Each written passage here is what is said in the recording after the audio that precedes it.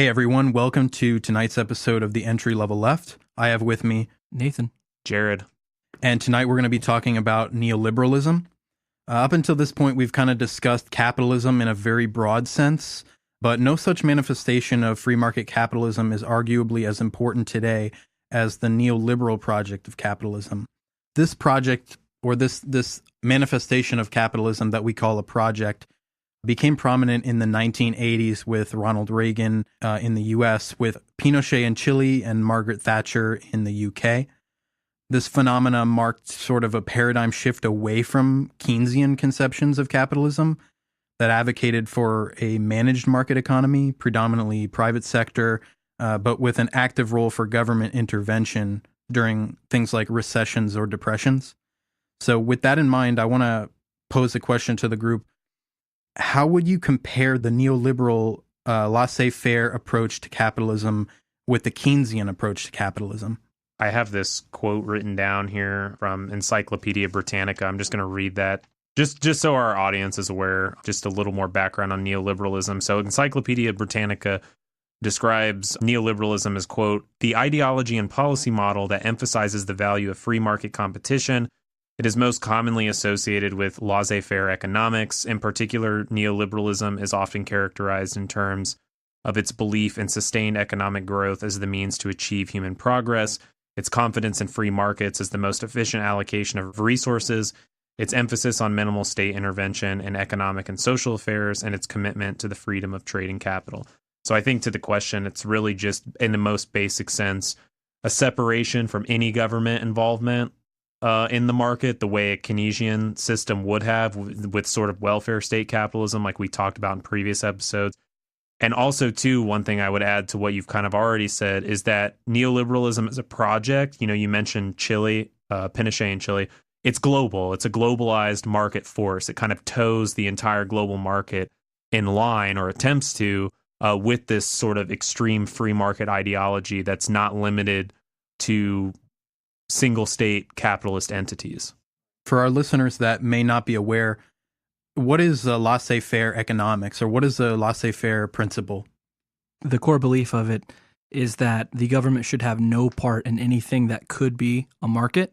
So this could be anything from like healthcare to food and pretty much any basic need, all the way to things like entertainment.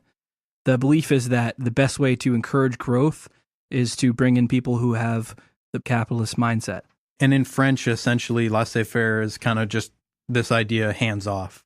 I think it pretty much exactly means like hands-off economics. If there's a market for it, basically the private sector should be involved in it, and they can, in theory, self-manage, doing the most good that benefits the most people. And the government, when they get involved, they just muddy things up, make things more bureaucratic, and limit the greater prosperity that could trickle down to the rest of everyone. And when it comes to like the Keynesian approach versus the laissez-faire approach, you can think of neoliberalism as kind of like a return back to that laissez-faire approach. Precisely. For pretty much for most of the 20th century, you're seeing more and more kind of social progress, although it is slow.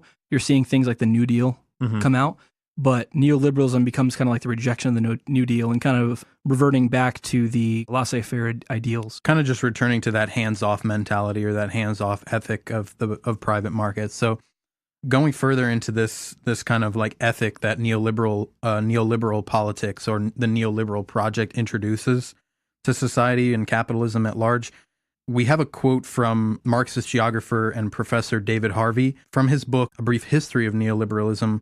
To paraphrase Harvey, he states that neoliberalism is the intensification of the influence and dominance of capital, is the elevation of capitalism as a mode of production into an ethic, a set of political imperatives, and a cultural logic. It is also a project to strengthen, restore, or in some cases constitute anew the power of economic elites that were otherwise kept at bay or displaced under more Keynesian economic systems that allowed for the existence of a stronger labor movement. You don't necessarily need to read David Harvey's book, although it's a really great resource that we pull a lot of information and critique from. But I think what he's saying is neoliberalism as a project sort of intensifies the characteristics of capitalism, free market capitalism, and privatization and financialization of markets. So the question that I would pose to the group would be, what differentiates typical free market capitalism from neoliberal economic ideology? I think I would honestly just for this one hammer down, it is largely a global project. It's something that it's not to say that capitalism, like free market capitalism previously wasn't global. Obviously, you could cite imperialism as it being a global project. What I mean by that is the intervention of a capitalist state into a less developed nation with the intent to grab a hold of its resources and establish new markets in that state, largely referencing imperialism. However, I think that neoliberalism is more of a hyper-financialization that occurs on a global stage. The increasing wealth in the hands of the few globally and the increase of global finance, whether it's through the International Monetary Fund, the IMF, the World Bank, and various other institutions that really attempt to act as sort of mediators or players on the world stage in conjunction with major neoliberal nations such as the United States, the United Kingdom, and so on, and really are at the forefront of debt restructuring efforts, basically things that I don't think were existing, or at least certainly were not existing to that level under traditional conceptions of free market capitalism that existed, as Nathan was mentioning earlier, sort of in the emergence of the early 20th century and such. So definitely a takeaway for the listener who may not be very up to date or aware of the neoliberal project, some things that are exacerbated under neoliberal ideology. Or neoliberal capitalism, especially. Yeah, neoliberal capitalism, some things that are exacerbated under that particular ideological segment of capitalism would be austerity, privatization, and what else can you guys think of? Well, first too, and like what we mean by austerity would mean like we kind of alluded to it previously, but yeah, austerity is the big one, specifically the cutting of public investment, public infrastructure, and financial restructuring in the sense of cutting out minimum wage requirements or lowering minimum wage requirements or allowing them to stagnate. Getting rid of healthcare. Yeah, lowering public investment in housing. Getting rid of education. Right, all with the intent to free up, quotes around that, free up capital for investment, namely private investment, which basically ends up being a massive transfer of wealth that was previously spent on public utilities and things that could be used by the majority of society, and are instead that money is transferred to the financial sector or the banking class, the billionaire class, those who are already financially well off in society. So think of it as just like the intense cutting of social programs or social welfare programs, and then deregulation, it comes into play there too, with just freeing up issues or removing obstacles to investment, privatization, and free trade in that sense. Those are things that are exacerbated under the neoliberal project. It seems like the main goal for any sort of neoliberal state is to increase GDP. So anytime that something is handled by the government, whether it's like education or healthcare or something like that, it's pretty much like a profit loss in terms of GDP. And people look at GDP versus debt, a staple of in terms of how economically sound a country is. And so the further that GDP crashes because possibly more of their government handles some of the things that would otherwise be included in the GDP, the more that is included under the government umbrella, the less kind of economically sound a country might look, which that's why you might see these like structural adjustment policies, things like cutting welfare, because it makes the economy look like a market for people to invest in. Yeah, but as we know, that's not always necessarily that strict or rigid conception of GDP is not always a great indicator of living standard or other things that are important for a society. Talking once again as what I've kept mentioning with like sort of this global nature of neoliberalism is we just, for instance, mentioned austerity as being a major indicator of neoliberalism being implemented. And once again, neoliberalism takes austerity to a global stage. When country is suffering perhaps a debt crisis of some kind, usually due to a long-term history with colonialism, or maybe even being like a banana republic of some kind. Essentially, what the IMF and World Bank do on behalf of Western actors, sort of appearing as a objective third party, is they implement austerity in those countries. Cut your minimum wage, cut your social programs, cut your welfare spending, and free up capital, aka take money and hand it over to private investment. With that in mind, before we go too much further into like the examples of those type of slash and cut policies or austerity worldwide, or even things like deregulation of free trade, what do you guys think are some cultural attitudes or ethics that arise from neoliberal economic policy? Basically this idea that if you're poor, it's because you're lazy. It has nothing to do with any sort of economic restructuring processes, certainly no austerity processes that have led you to being in the financial situation that you're in. So therefore, it reproduces a cultural and ethical attitude, or a cultural narrative rather, that if you're poor, it's because you're either not doing enough or you're just lazy. And that sort of disciplines, I think, the broader workforce as a whole, because on behalf of the capitalist class, specifically the neoliberal capitalist class, and it kind of reproduces this logic that other people in society, other citizens, they are the problem. They are not working hard enough, or I'm working hard and picking up for their slack, and therefore I'm working harder for less pay.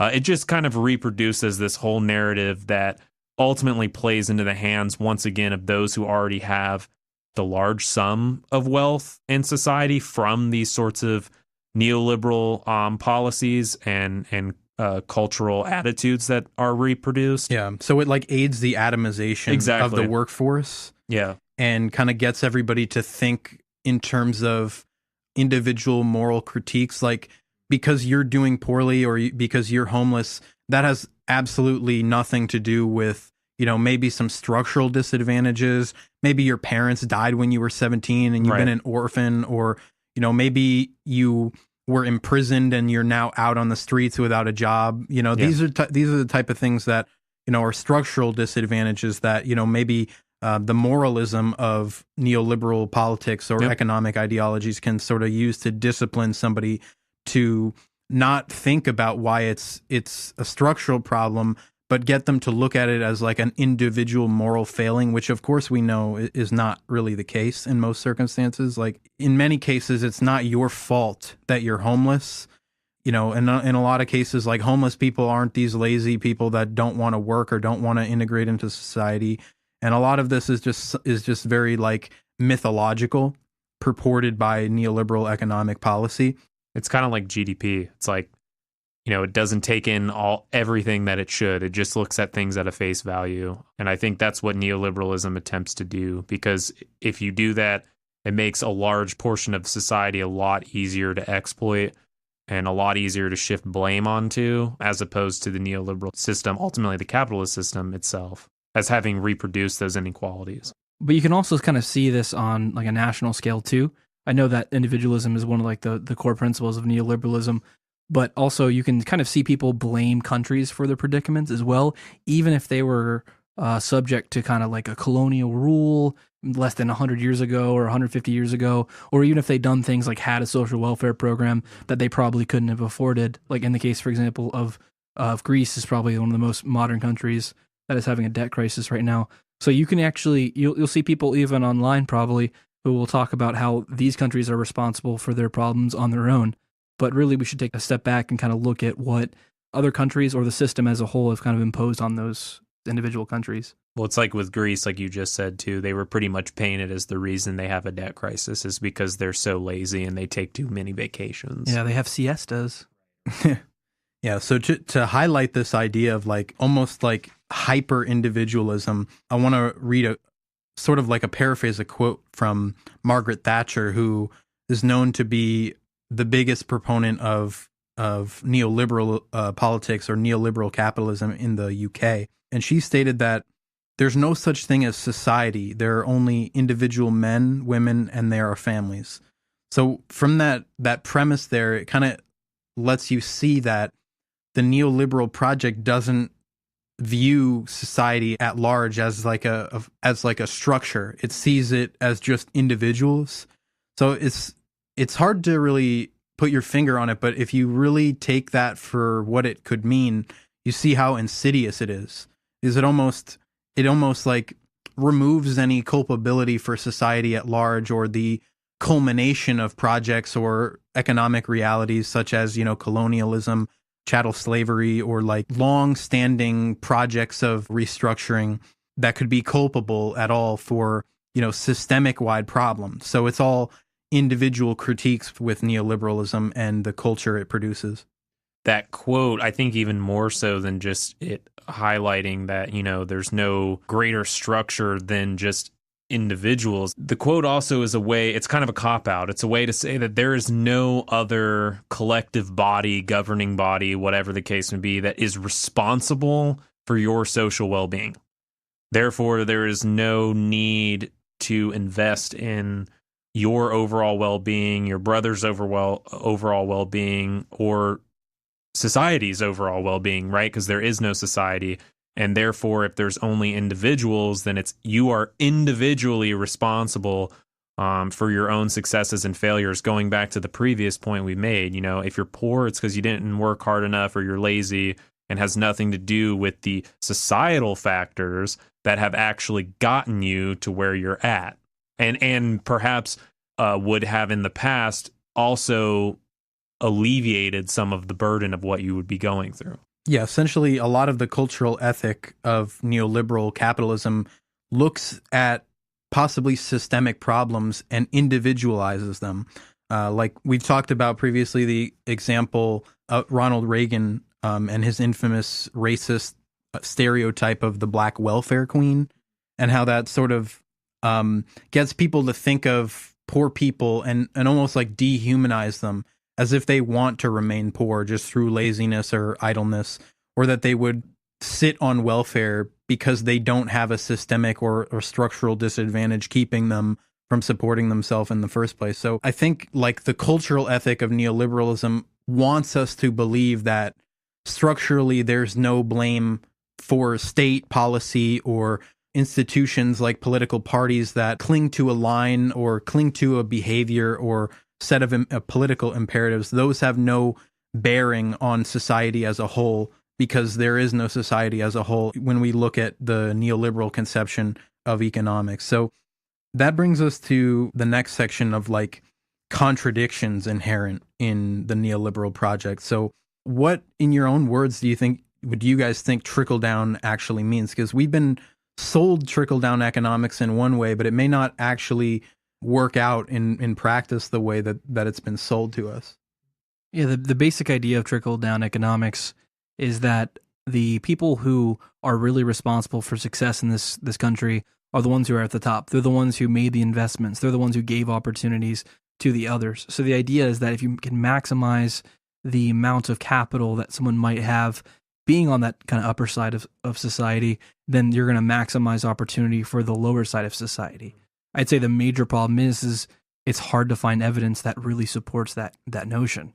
You can go through American history and you can debate for like a million hours about it on the internet, but you're gonna have a hard time really proving some sort of real correlation between low taxes on the rich, on the capitalist class, and success on the lower classes, especially when you look at the fact that a lot of times when we say make America great again, we're usually probably talking about a time when taxes were actually pretty high on the upper class.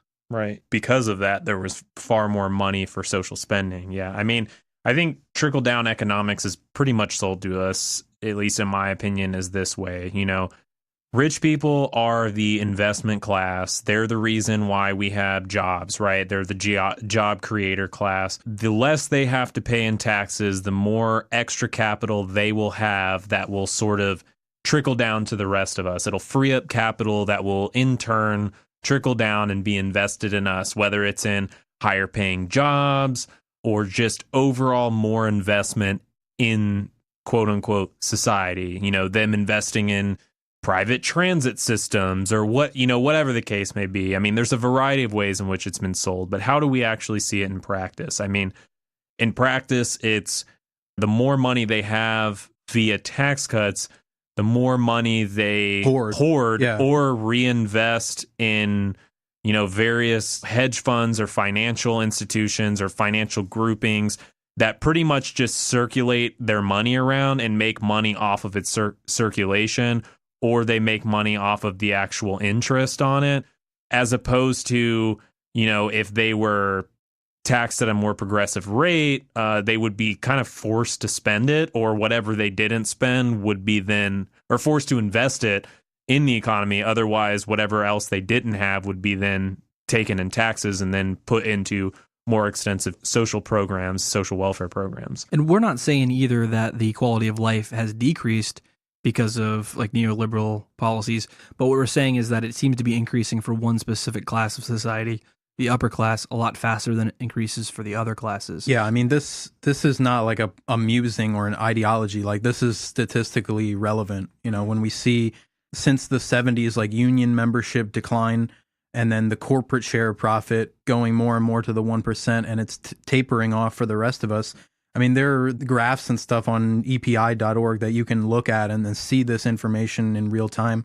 This is not just some ideology that we're putting forth. This is statistically relevant. I mean, the reality is neoliberalism has made the rich richer than they've ever been in the entire existence of humankind. And at the same time that they have acquired this much wealth, the rest of us, the bottom 99%, have stagnated or declined. And because of the stagnation, it's really been a testament to the fact that this extra money that they have is not actually in turn being invested in the rest of us. It's not trickling down for the rest of us. And I think that's why you really see this highlighted when anytime there's a new, economic report that says the economy is doing better than ever, and pretty much every working American has not really seen any real material effect in their lives at all. I think that's a large way in which neoliberalism as a whole sort of operates and has operated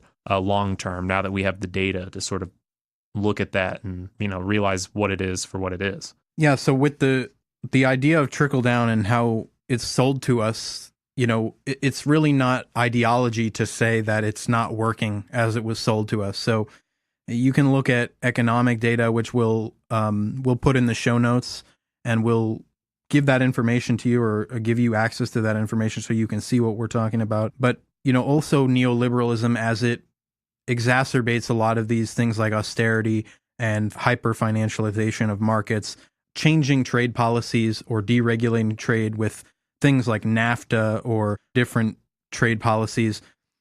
We're sold trickle down as this ideology for the financial class or the investor class, the entrepreneur class, to use that extra money to make jobs or create jobs for the rest of society. We're sold this idea, but in practice, as we've discussed, it doesn't necessarily equate to real, economic justice or distribution for people who need it the most.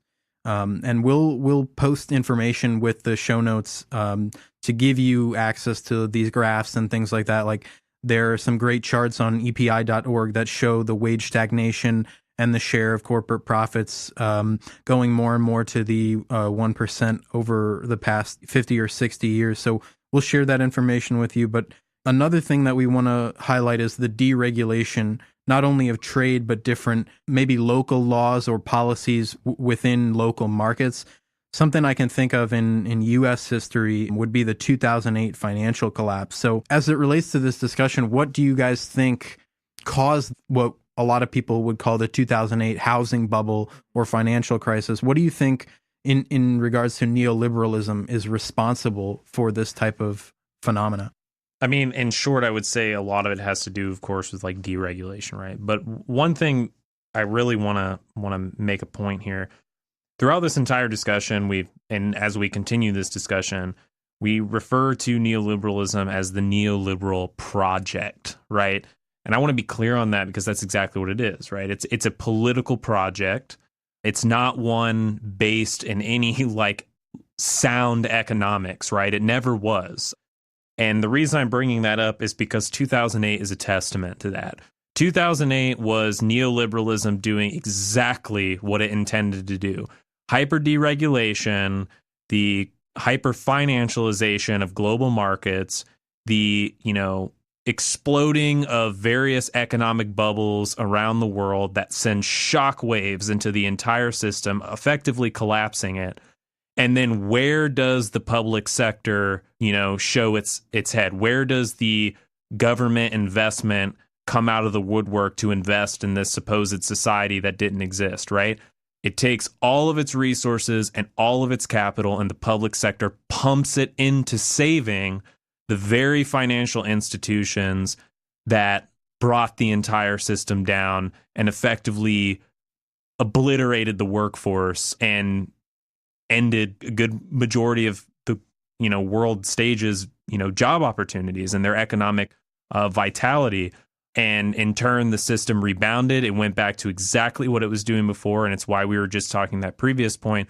We now have where we're constantly hearing about the economic system, the economy doing very well, while millions of workers in the US, for instance, are kind of like working well for whom, right? And I think that's really highlights what we keep saying and reinforcing when we say the neoliberal project, because it ultimately was a political project to convince the American people as well as the global community to kind of develop a Washington consensus that is that hyper deregulation, hyper financialization, and the cutting of social programs will ultimately lead to more money, more job creation, more economic opportunity and vitality for the majority, when in fact it's really an inverse of social spending, where all of the money that was previously expended on public expenditures is shifted to the top. The bailouts are for the people at the top, and pretty much the rest of us get nada. So I'm just quoting a passage here in which David Harvey states, quote, "In 1980, Ronald Reagan was elected president of the United States, and armed with the geniality and personal charisma, set the U.S. on course to revitalize its economy by supporting Volcker, who was head of the Federal Reserve at the time, moves at the Fed, and adding his own particular blend of policies to curb the power of labor, deregulate industry, agriculture, and resource extraction, and liberate the powers of finance, both internally and on the world stage. From these several epicenters, revolutionary impulses seemingly spread and reverberated to remake the world around us in a totally different image." So based on this passage, what are some things we immediately can take away or notice about this characterization of neoliberal capitalism, and what about neoliberalism makes it so revolutionary? I'm thinking about kind of like the expansion of the market pretty much in every feasible part of our life. Mm-hmm. So that doesn't just include like global markets, but also like politically charging words like freedom, mm-hmm. or deregulation, mm-hmm. everyone's favorite, or my favorite is choice, mm-hmm. and turning those kind of like into political buzzwords, mm-hmm. and then applying them to everything, whether it's education, art, or even things like healthcare. Mm-hmm. Like the choice word, that's always Right. what you see in healthcare. So it kind of sounds like, well, no, it kind of sounds like what you're saying is like essentially an aspect of neoliberalism is that it kind of it literally infects pretty much all avenues of society, Yeah. whether like it's a total deregulation of pretty much all aspects of society and the infiltration of the market as well into all aspects of society, whether it's school, healthcare, Yeah. and so on, and even the language in which we go about discussing those things are sort of rebranded and co-opted with market language, so that really no matter which way you spin it, you're getting some sort of privatized version of something that otherwise wouldn't have been under a more Keynesian model. Yeah, absolutely. And I think too, like in addition to being like a whole new mindset, I think when it really gets to its advanced stages, when we start saying things like "too big to fail," Mm-hmm. because we've kind of left the whole personal freedoms part Mhm. and gone into a more corporate welfare type of Right. thinking, Mhm. which I'm sure we'll get into a little bit later. Yeah. Right. I think one of the most important characteristics that we've sort of already touched on, but just to underscore it a little bit more, because I think it's so important, is capitalism is this idea that we talked about in previous episodes to be, what is essentially free competition in the market. So you're limited only by the extent that your capital is unequal to another, competing interest. And I think with neoliberalism, especially, like what characterizes it is just the complete freeing up of like markets internationally. There is nothing that's out of bounds. There's nothing that's untouchable as long as you have the capital to compete, invest, extract resources in a foreign area, things like that. I think that's one of the big characterizations or big takeaways from the move from like Keynesian welfare state capitalism into a more neoliberal, more like third way sort of economics that we're seeing, or we have seen, we're currently in the midst of. Yeah, I think the international aspect is a huge one. It is definitely capitalism taken on to a global scale. Not to say that capitalism wasn't global beforehand. I mean, we certainly saw that it was, especially on the left, in terms of how we discussed imperialism and, the invasion or colonization of other countries with the intent to extract some sort of wealth or from that country, or to open some market over there, or really just like create freedom, create like the U.S. Religious freedom from persecution, like when colonials left or rebelled from Great Britain, things like that as well.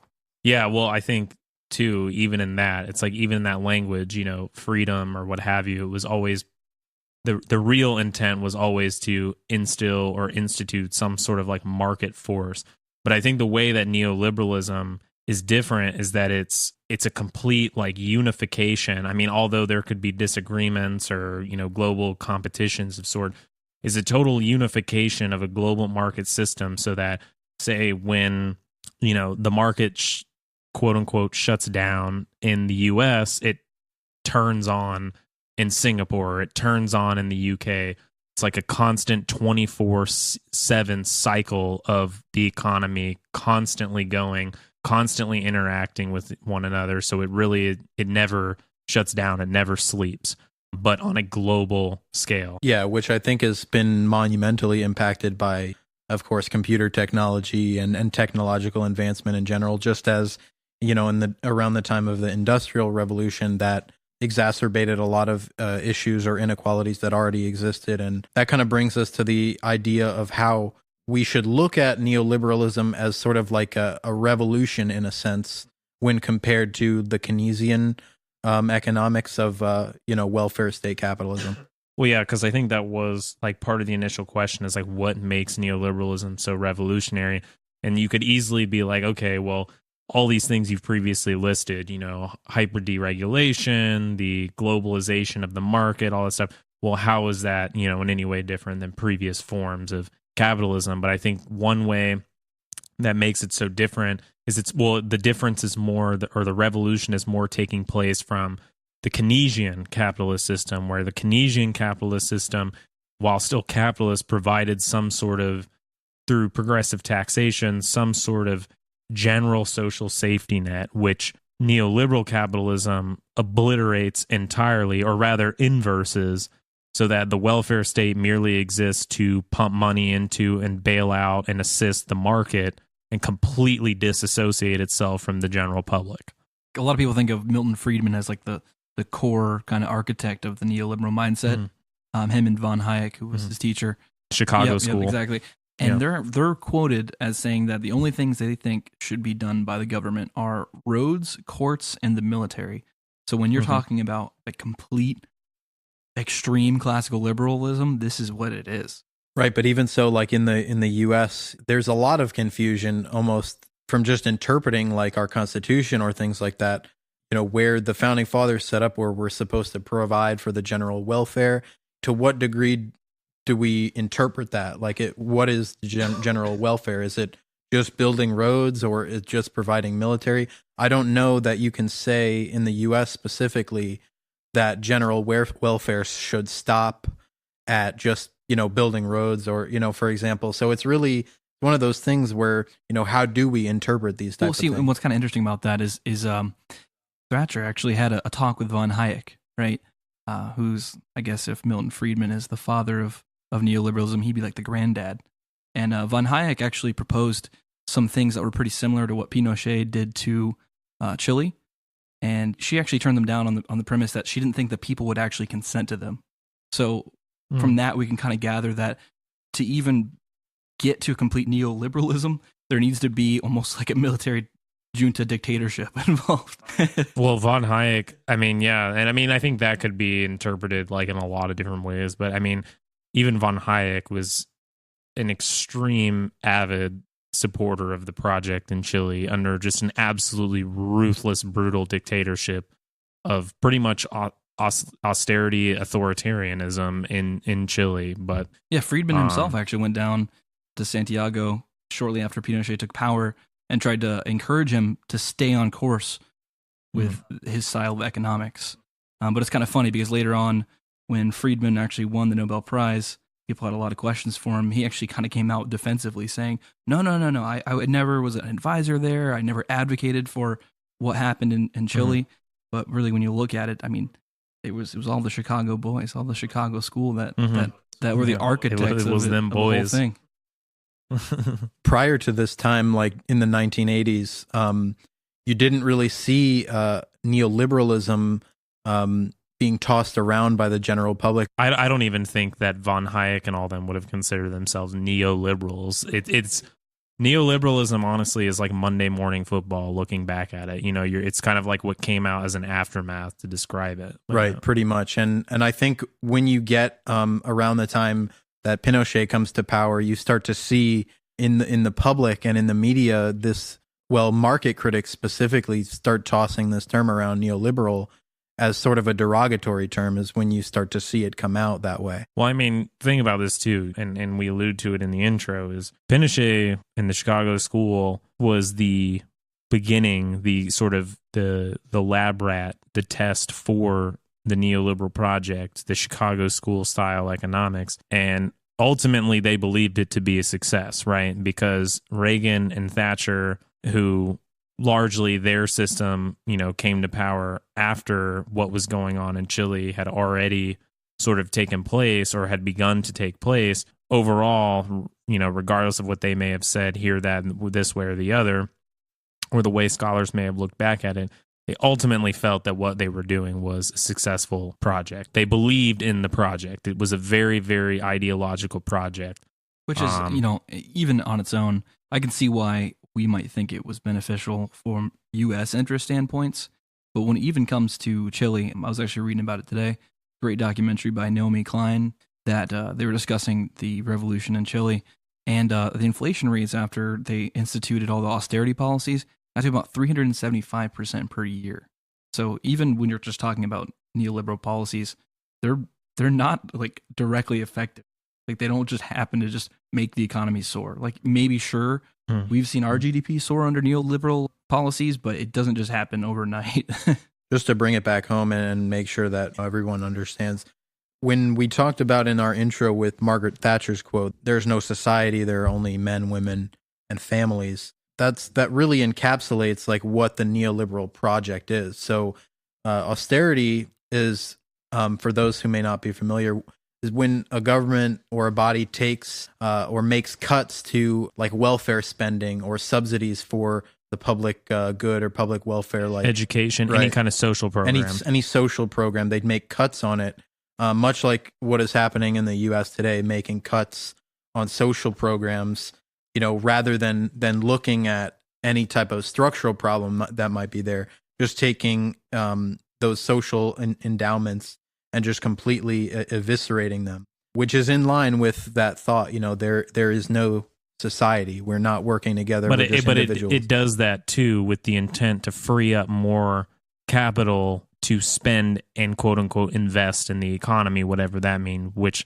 largely is taking wealth from the public and dumping it into some kind of subsidy, tax break, whatever you want to call it, for the 1%, the capitalist class, whatever you want to call them, the business class, because previously under more Keynesian economic models or any social welfare program in general is typically funded through some kind of progressive taxation. So the elimination of those progressive taxations in order to defund those social safety nets and thus free up more capital for private investment and so on. That's the essential goal of or program of austerity, which neoliberalism in itself heightens dramatically.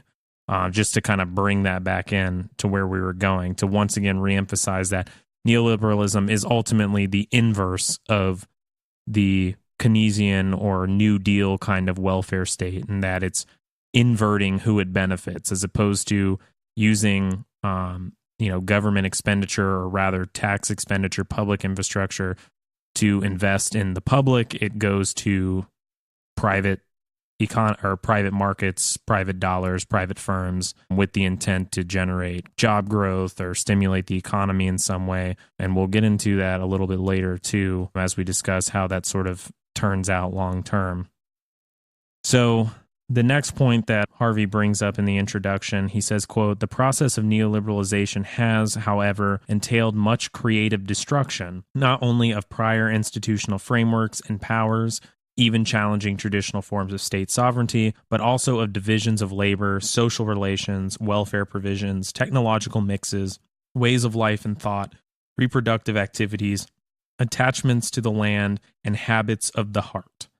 So with that said, what is creative destruction, and what are some examples we can think of? On the way here, we were talking about the recent GM plant closures and how, GM noted that they're getting away from producing sedans and they're moving more towards automation. And that was their rationale behind getting rid of around 14,000 jobs or something like that. Now, I guess that kind of goes in line with creative destruction, because ultimately they're destroying all these jobs, but they're not going to see any real consequences for it, because they've been recipient to incredible amounts of government subsidy and bailout. And really what they're doing is just cutting costs and destroying the reality for a lot of other people. They're harming other people for the sake of their profit.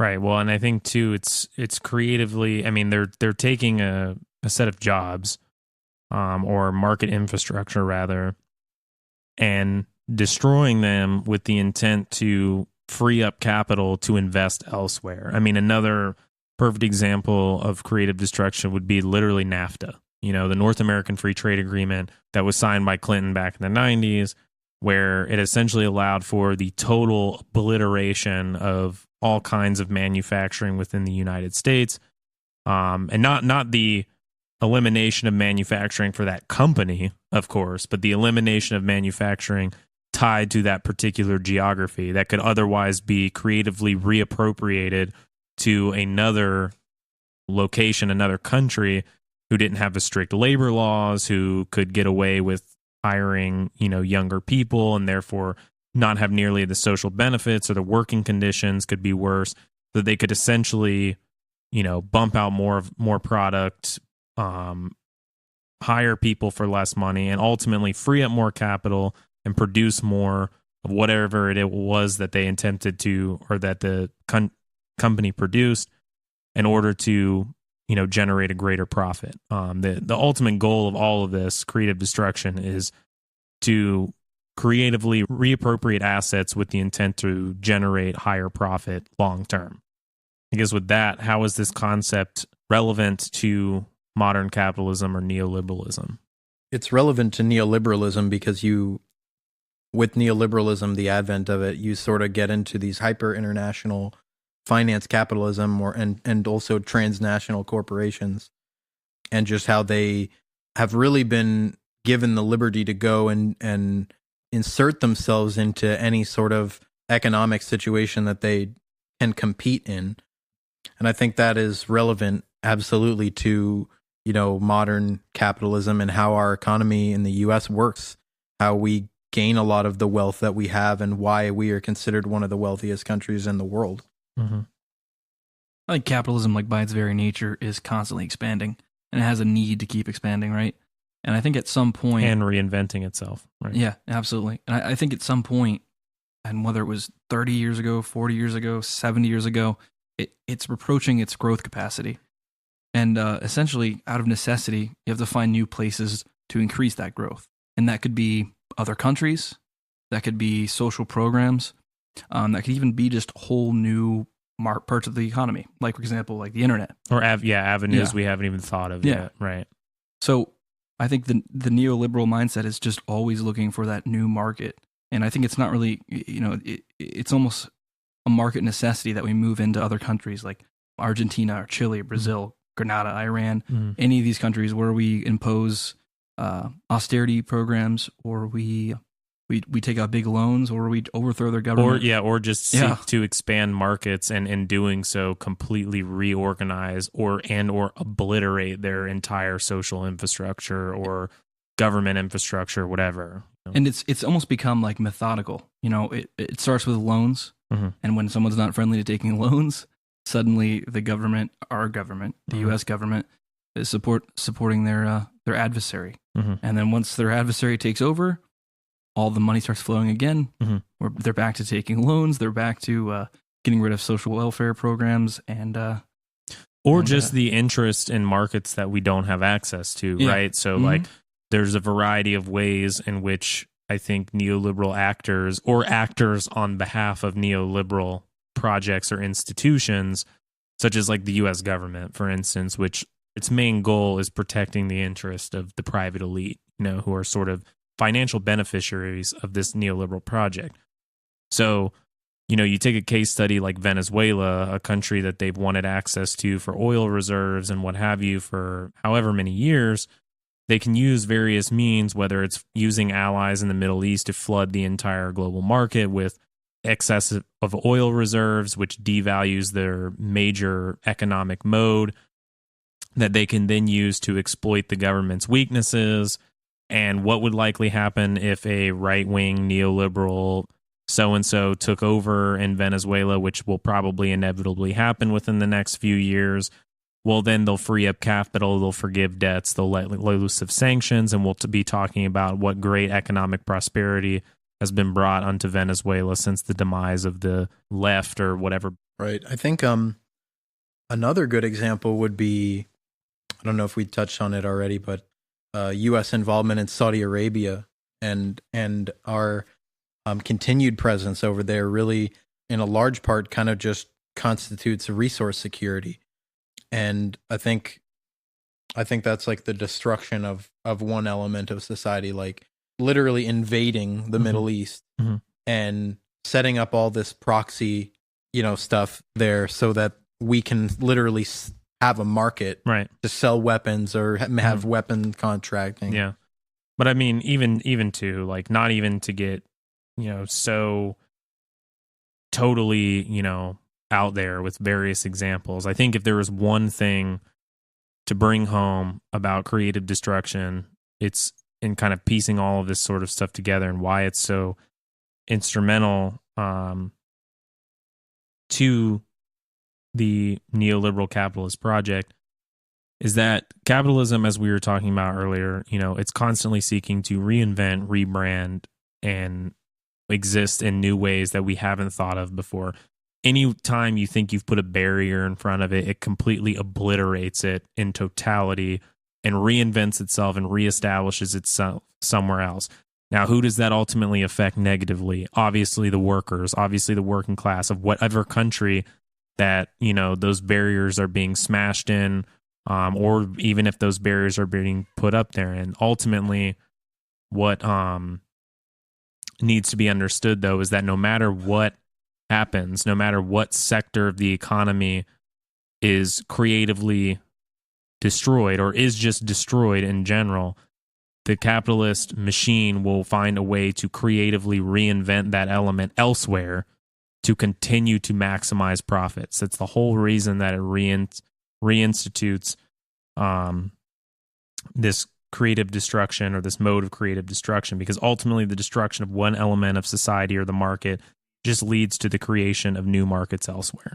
Right. I don't know if you guys recall what over the weekend we went out to lunch. We were talking about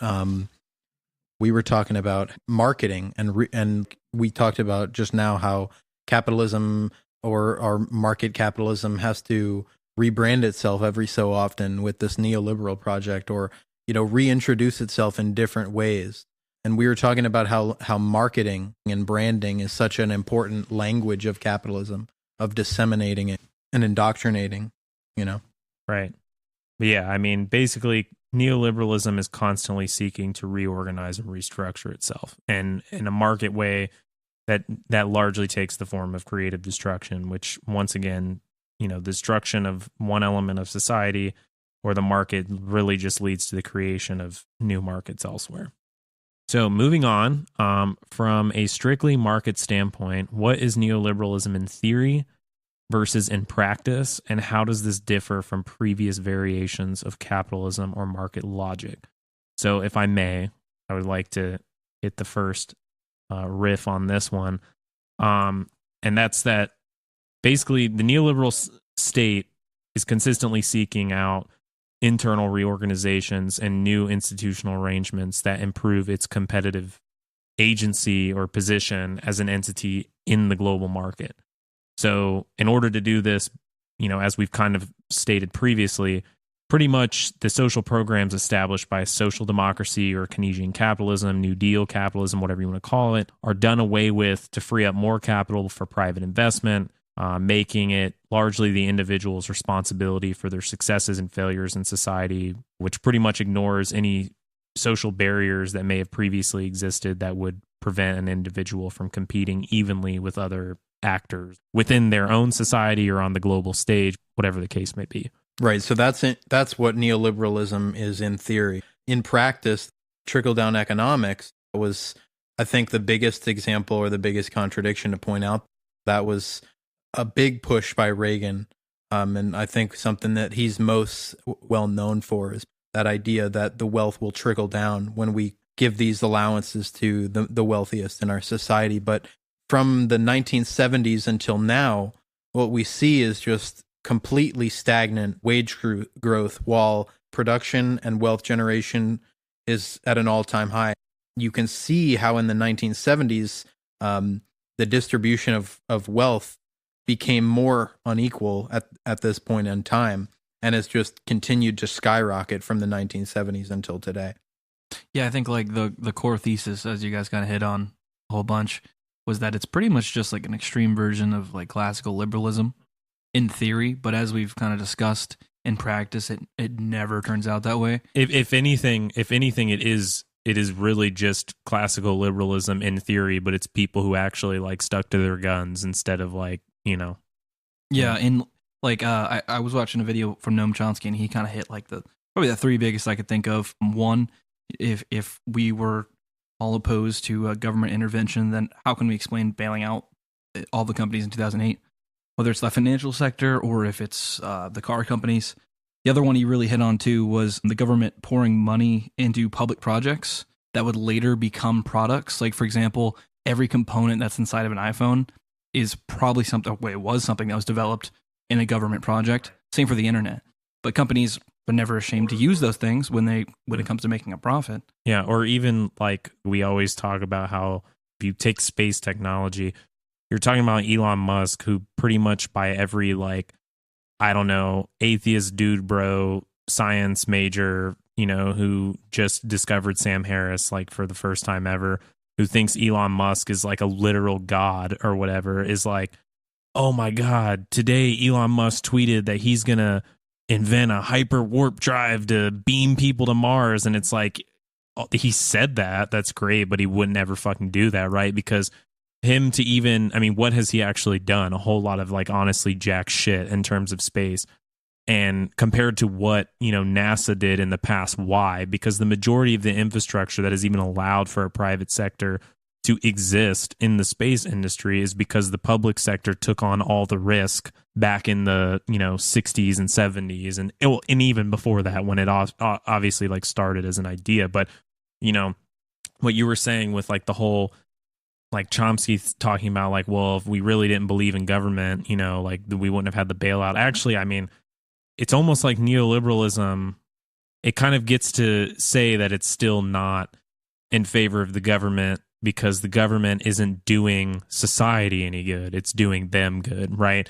And that's why I think like too big to fail capital, for instance, like what happened in the 2008 financial crisis, it uses the state to institute a welfare-esque bailout program for its own negligence that otherwise would not be extended to an individual member of society, even though, corporations, I guess, now are considered people too under, neoliberalism and shit. But like, it really is just taking previous social welfare programs and reappropriating them to be used for the sole purpose of keeping the market alive and pumping it full of, whatever is necessary so that heart monitor keeps going. It's literally like, what do they call it? They call it like zombie capitalism.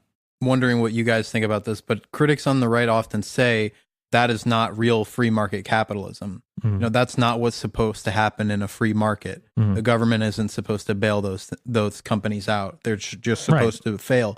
But if they're so embedded in our economic infrastructure to be called too big to fail, then is that a valid criticism? Is it an invalid criticism?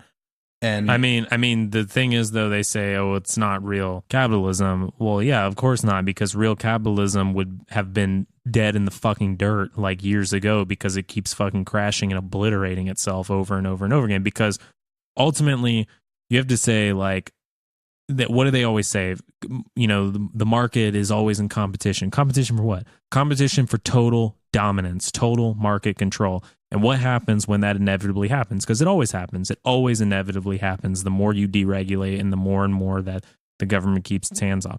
Well, what happens? It completely sends itself into a greedy whirlwind of monopoly and what have you until that's probably not the best way of wording it, but it sends itself into a whirlwind of monopoly and then completely obliterates itself from the inside. It's the snake eating the tail, right? Just constantly further and further and further sucking down as much as it can until it's brain dead.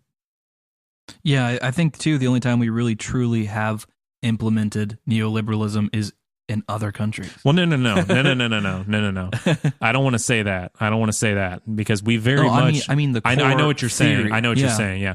No, neoliberalism, I think the reason why we were kind of talking about earlier, and it might be confusing for the listener, and I hope it's not too confusing, but neoliberalism, when we were talking about sort of how it's that Monday morning football type thing, like we're looking back at a previous set of views and theories and all that, and we're lumping them together, or the Chicago school together as neoliberalism, the neoliberal project. Neoliberalism is all these things, right? In theory, fucking whatever. I mean, in theory, anyway it's been put into practice, this is what it tends to do.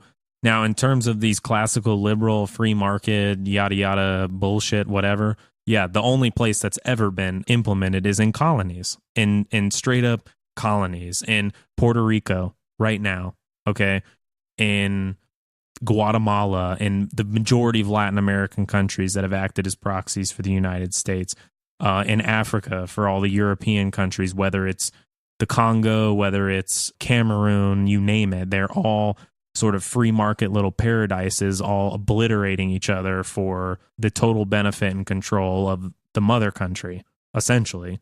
Even Iraq's an example of that. I didn't actually know this till today. We actually instituted a flat tax. The only place we've ever done that, right? I didn't know that either. Right? Isn't that weird? That we went over there. That was one of the first things that we asked them to do. Well, it's probably to help recover their economy. Right. Some of the other interesting things I read on that one too. They made it so that foreign companies were allowed to own 100% of Iraqi assets outside of the natural resource sector. So they completely liberalized that market. The other thing too was investors could actually take 100% of their profits outside of the country. Mm-hmm. So it's really interesting because if you, I don't think anyone would let that happen in the U.S. Mm-hmm. I don't think we would ever let companies invest heavily and then let all that capital flee the country. Well, I don't know about that, but we that's a discussion for another time though. But what you were just saying though, like with Iraq, that's a perfect example of, again, neoliberalism in practice, right? Because if they can't get you through the IMF or the World Bank or some other like third party institution, then they just brutalize you into submission. And then what happens after they've completely obliterated you?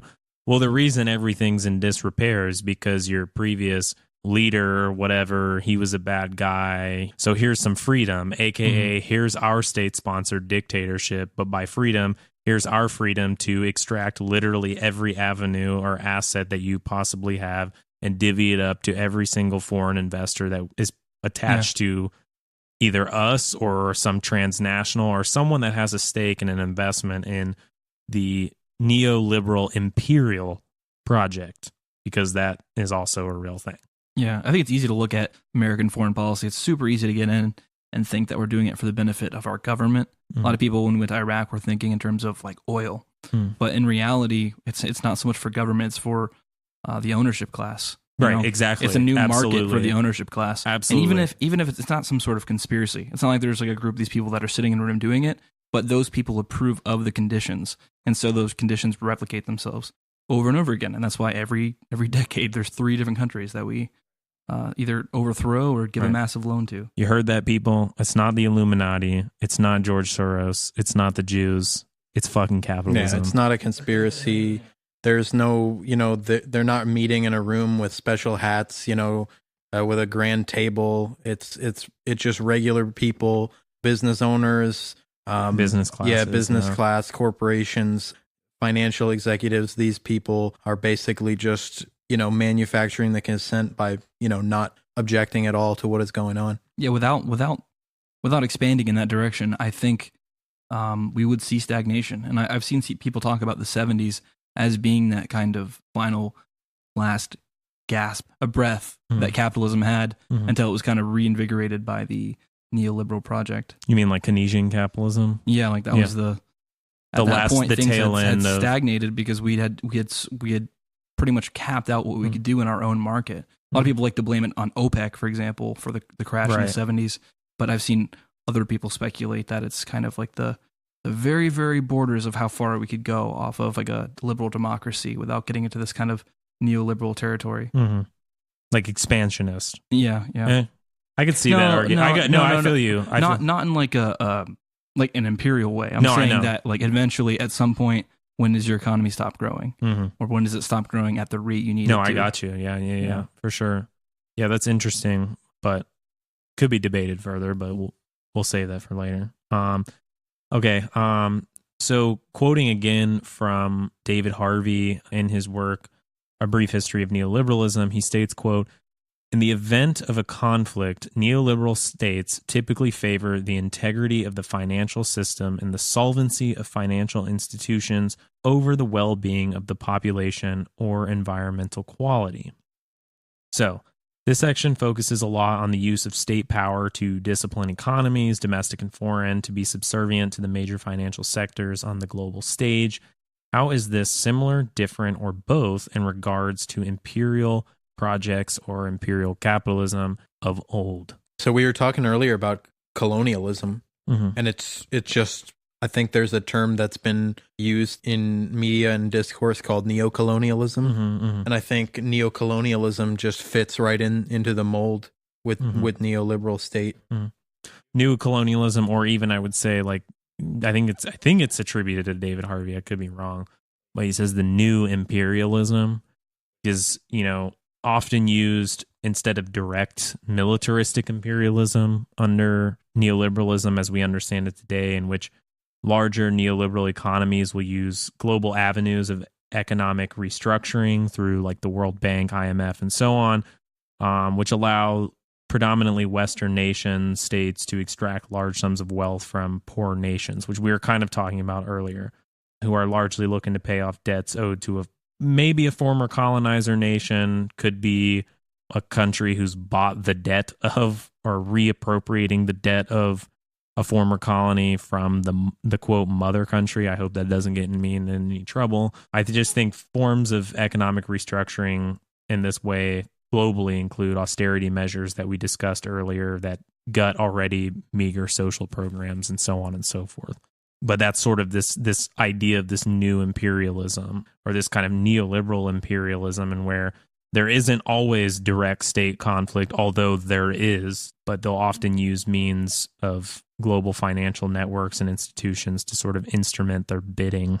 I'm going to slightly disagree because it's not just the third world anymore. I mean, if you look back at Greece, for example. Right. Oh, yeah, totally. Rejecting that IMF loan, and look how that turned out for them, It's a lose-lose situation when you're on the other end of that loan. Well, I think with Greece, though, it was them refusing to take a bailout package from the EU. Yeah, you're right. Which was orchestrated largely by Germany, who pretty much runs the EU, which was, you pay back your debt via extreme austerity measures from a country that was already implementing austerity measures to pay back its debts, which were from the 2008 financial collapse. But unlike, the major European players like Germany, Great Britain, and all that were given sort of the opportunity for more recovery, Greece was sort of the lab rat, really, and with the intent to sort of show the global community and I think show other European Union member states what happens when you refuse to abide by the logic of the neoliberal global market, specifically within Europe. It disciplined, I think, some of the West. And I think that's why you've seen a lot of anti-EU backlash coming from both the populist right and left throughout Europe. One interesting thing is how all of these countries and these different nationalities, their finances are like interconnected. There's a deep, deep web of relationships in the market, which is, very characteristic of neoliberalism, how everything becomes a commodity. Everything is commodified.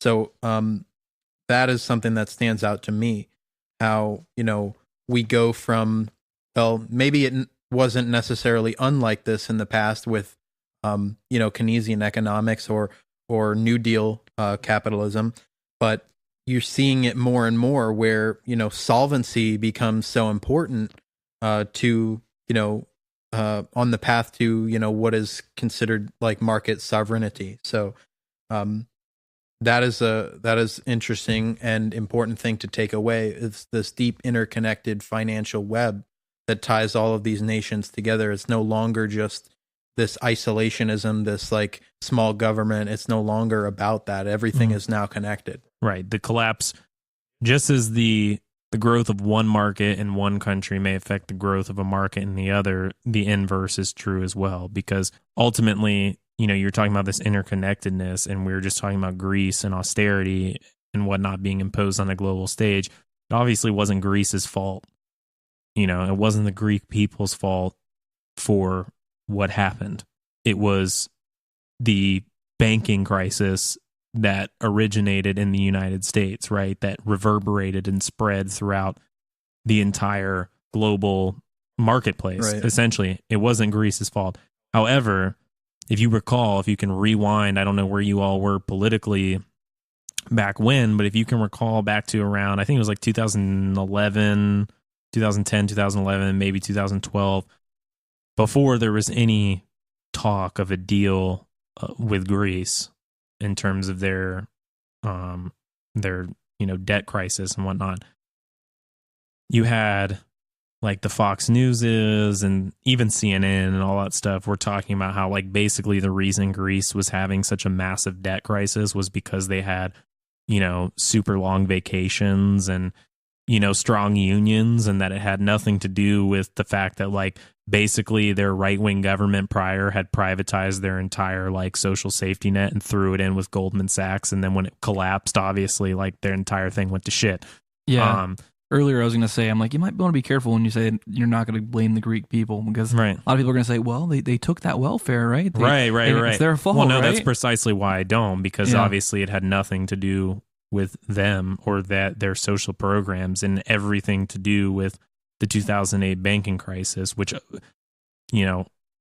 could have affected any other Europe and did, honestly. Let's be real. Like there are some countries too that like the EU just hasn't gotten to yet, or the EU, Merkel and all them haven't had the opportunity to do the same thing to yet. Spain is an example. Well, Portugal is an example. Like, it's also, it depends too. Greece is in the situation where they've refinanced their current debt a few times. Mm-hmm. So we don't know who's going to be the next person to be refinancing their debt. Essentially, when we're talking about how state power interacts with markets globally and how that's different under neoliberalism in the past, quite frankly, there are a lot of similarities. Like, there's a ton of similarities. But I think now it's so hyper financialized that you have more and more examples of like Greece, right, and Puerto Rico, where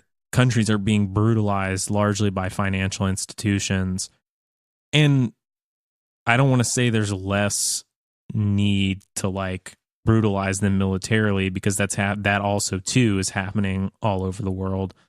But the way things are panning out on a global stage is it's almost like not only are they using financial means, but they're sort of making a show of it too, to kind of show you like this is what will happen to you, you know? Right. But there's a wealth of relevant examples today. There's also examples of this happening in the 90s, South Africa, for instance, right? Post-apartheid South Africa, where essentially the U.S. and its allies, U.S., Israel, all of them said, yeah, like, you know, you can have your politics. The ANC you can have your politics, you can have your elections, but the economy is still going to be ran by the white ruling class, basically the white apartheid ruling class. And any and all objections to that will result in essentially, Right. you know, military intervention. And on top of that, they require the ANC, I don't remember the exact intricacies of it, but it's essentially they require South Africa or the ANC or something like that to pay like debt owed to the former apartheid regime or Yeah, I've whatever. seen that Like, before. Yeah. yeah. Well, more recently, I think we've all seen in the news how South Africa is basically with the new government there that is came to be. Well, it's still the ANC, Yeah. but new leadership. Yeah, new leadership. Basically, you're having like a reappropriation of like farmland, which I think is something that's been a big topic in recent news. White genocide. And just the outcry. Yeah, basically white genocide, and just the outcry of, you know, how is this fair now that you've basically sectioned off our whole society and made it into a settler colonial state and extracted everything you could out of it. But now it's suddenly unfair that when those people who were oppressed for so long come to power, that they might, you know, reappropriate your land. And that was one of Marx's biggest protests against capitalism in the first place, was that, sure, it's all fine and dandy if everybody can own stuff, but how do we determine who initially owns things? What happens when you've entered a world where everything is already owned? You know, how do you ever work up to catch up? Then I think South Africa's kind of stuck in that dilemma right now. Right. Well, I mean, also too, like, first of all, the ANC and their leadership was not the people who advocated and were in favor of that initially.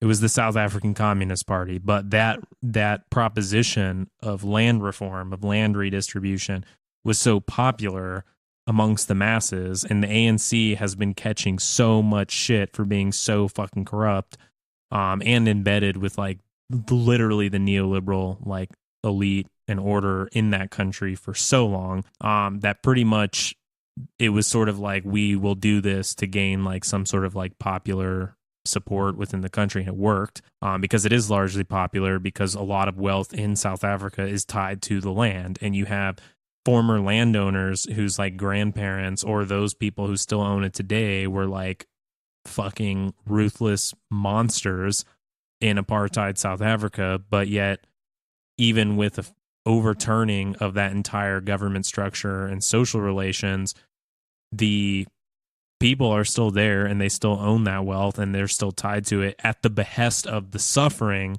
continued suffering of the majority of Black South Africans. Right. And I mean, a lot of people know of South Africa strictly because of apartheid and Mandela and all that. But this particular instance is not unique, you know? I mean, aside from the elements of apartheid there, it's not a unique circumstance. It's certainly not the only colony or settler colonial state that has, you know, ever existed. Mm-hmm.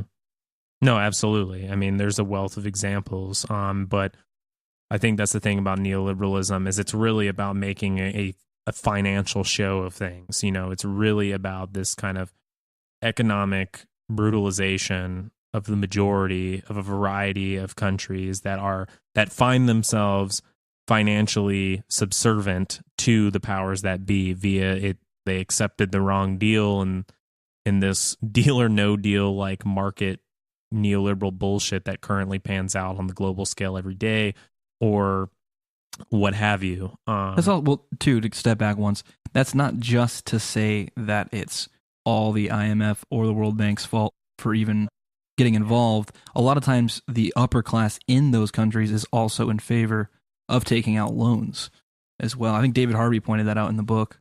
Yeah, no, I mean, if the loan, benefits their private capital sustained existence, then obviously they're going to be in favor of. Like I said, going back to this kind of whole reiteration of, I think, what we've been going at like over and over and over again, hammering in about this whole like neoliberalism thing, is like neoliberalism in practice has no fucking beef at all with state intervention or other agent intervention into the market, as long as it's to help them and maintain the rule of and the presence of capital in society, in all avenues of society, not just this aspect or that, but in all avenues of society, at the behest of, at the outright oppression, suppression, and extraction from the majority of society globally. It's finance and private property propped up by the state for the interests of those ultimately who run the state anyway. Or even the finance can, through its own dealings, shady dealings, credit swaps, whatever, like in 2008, financially get itself up, on its own through its own deregulated, shady, practices. And then when it all, falls out from under itself, it doesn't matter. It gets that injection of capital that it needs to get right back to where it was. In that specific example with the housing crisis with, Fannie Mae and Freddie Mac, and, Goldman they were Sachs, all of them, giving loans to people that, ultimately couldn't ever repay them. Right. And then that's where you have the bubble and the crash. Right. I don't know why Bernie Mac would do such a thing. Wrapping this whole thing up, quote from Harvey again, he says, quote, "The anarchy of the market, of competition, and of unbridled individualism generates a situation that becomes increasingly ungovernable. It may even lead to a breakdown of all bonds of solidarity and a condition verging on social anarchy and nihilism. In the face of this, some degree of coercion appears necessary to restore order. The neoconservatives therefore emphasize militarization as an antidote to the chaos of individual interests. For this reason, they are far more likely to highlight threats, real or imagined, both at home and abroad, to the integrity and stability of the nation." And so with that, what instances do we see of this playing out today? Well, the obvious answer is the immigration crisis. Scare quotes around that. In quotes, crisis, in quotes. I think just Trump in general, right? The emergence of a sort of populist right that is like, everything is out of control and it's disorganized and all of society has been obliterated. And the reason that is because of the left, who's destroyed our social norms and our social order, such as the family and all that stuff, and conservative values, the immigrants who are taking all of your jobs and kicking you out of the market and making you, worthless essentially in terms of what you own and your own material wealth. There's probably something I thought about too is security in general. There's a whole market for security now that never existed. Well, even just think about like TSA, for example. Right. That hardly existed. That actually didn't exist pre 9/11. Right. So then there's this whole other government industry fear that's industry. complete with contracts that probably go to private people. And the same thing with just war in general. We've matched how many contractors make up the occupying force in Iraq is now more than the soldiers that we have. So that's a whole market on its own. When I think of the neoconservative response or answer to neoliberalism, I immediately think of bootstrap theory and how, if you're fallen in economic hard times, the only answer, or the only conceivable answer, is that you should just get a different job, that it's all your individual fault for the economic position that you've been presented with, which completely ignores, any type of material position that the person could be in. See, I think that's actually a really good point, because you just touched on something that I think I did not go into enough detail on previously, which is you just said the neoconservative answer is sort of this like bootstrap theory. I think that's exactly right. And I think neoconservative theory is embedded with the establishment of neoliberalism. And that's where I think right populism comes in, because then right populism says, no, it's not that you haven't been pulling yourselves up by your bootstraps. It's that you've been trying to, and you've been working hard to do these things. But the reason you haven't made it is because of all these immigrants who have made it impossible for you to get a good, decent paying job. It's because of all these lazy people who don't want to work and want to just suck out, the money, all this money from the government.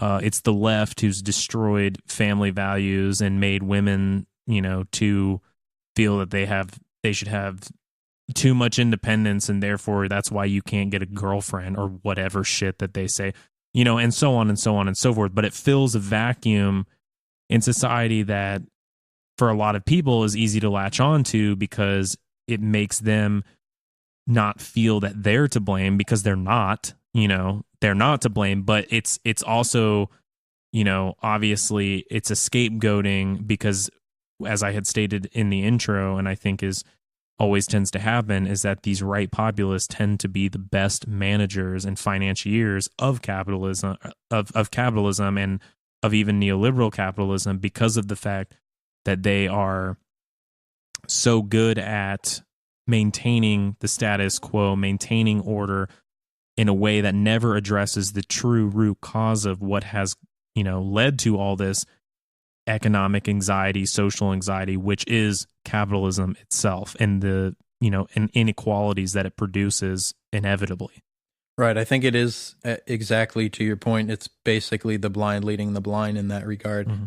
And that bootstrap theory is, as much as it is an answer or a response, it is so deeply embedded with the neoliberal project. It comprises a lot of how reactionary forces respond to claims of, a ruling class or things like that. Anything that they can do to sort of downplay the idea that there's anything structural that's keeping you from getting, solvency or the ability to be financially independent without, taking out loans, without constantly renting and never being able to own, things like that. Those are the types of things that really just reinforce what is considered, bourgeois ideology. Right. And not only that, too, like this neoconservative and right populism, one thing that they share is that they're sort of, especially like right populism, but right populism, neoconservatism, they can kind of be the same in many ways. They blend together. They sort of are catering always to, especially in American society, like to a particular demographic, which in American society is the white male, right? Because then when there is a response to these same social anxieties in terms of like, I can't find work, or economically I'm stressed, or whatever the case may be, by other people, whether it's the left or communities of color, for instance, who have experienced this since the inception of this country. Because of that, there's a tendency for the left and those people who have experienced this historically to organize, right? To protest, to engage in some sort of action, civil disobedience, in which case the state comes in to crush that and to rear its ugly head. And I think it whips up the support of that sort of white male demographic, because it then says, like, see, these people that we're disciplining, that we're bashing their heads in on this, on Capitol Hill or whatever for protesting, or in, New York or in Occupy Wall Street or whatever the case may be. See, they're the problem. These are the exact people we've been telling you about. And look how organized they are, as opposed to, a left populism, which would attempt to say, like, actually they're exhibiting the same, social and market anxieties that have, and then so on and so forth. What I think is actually funny is if we go back to the David Harvey quote in there, he actually uses the term antidote to chaos, which is a subtitle in, Jordan Peterson's book. 12 Rules of Life. Yeah. Antidote to chaos. Right. And well, if you just clean your room, it'll solve all of your Yeah, basically. And I think I don't mean to like downplay it or take any sense of magnitude away from it, but I think in a lot of ways that's how the right tends to view things like this, and that's what underpins and precedes that neoconservative answer, is that they view it as a lack of order. They view it as social degeneracy. A lot of them see the LGBTQ community that way. They look at hookup culture that way. They see a lot of those things as a lack of order.